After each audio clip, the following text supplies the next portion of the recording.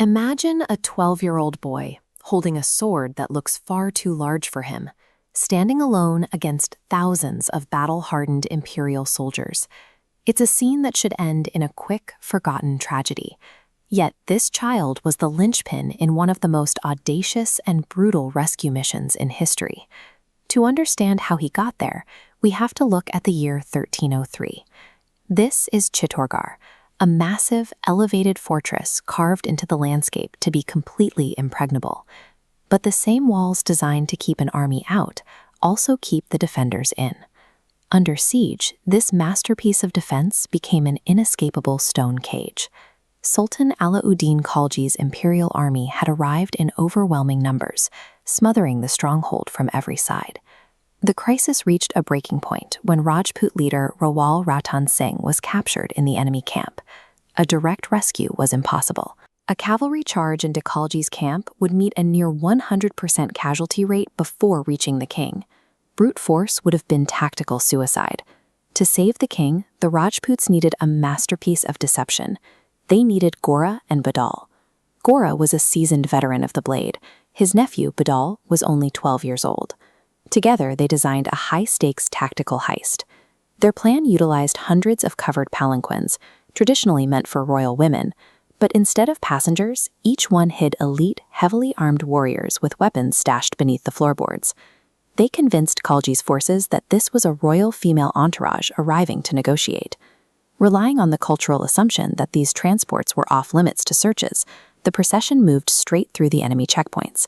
The Rajputs didn't have to fight their way in. They were carried directly into the center of the imperial camp, coming to a halt right next to where the king was held. On a signal, the curtains dropped.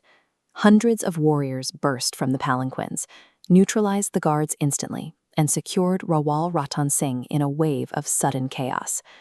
By exploiting a simple cultural blind spot, a tiny strike force had bypassed a massive army's entire defensive perimeter. But securing the king was only half the mission. Now they had to drag him back through an imperial army that was rapidly waking up and looking for blood.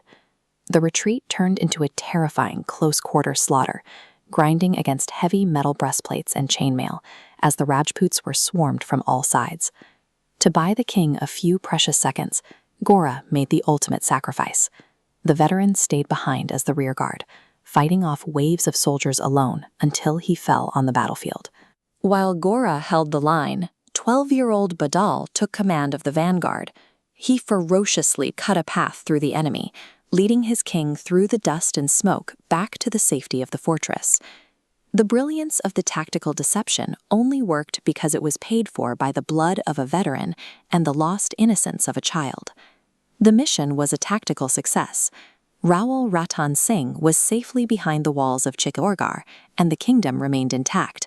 But the cost was heavy. Gora was dead, and Badal had witnessed a level of carnage no child should ever have to face. Their actions were driven by the core concept of Swami Bhakti, absolute, unshakable loyalty to their ruler. They weren't fighting for personal gain, but out of a deep sense of duty. Swami Bhakti is what transforms ordinary soldiers into legends, proving that even the mightiest empires can be shattered by tactical brilliance fueled by conviction. The 1303 palanquin gambit evolved into the foundational myth of Rajput identity. Centuries later, the names Gora and Badal remain synonymous with the core pillars of Rajputana: valor, loyalty, and sacrifice. If the story of a veteran's sacrifice and a 12-year-old's courage resonates with you, let us know. Write J. Mewar in the comments below. And if you want to see more true stories of human defiance, don't forget to like and subscribe.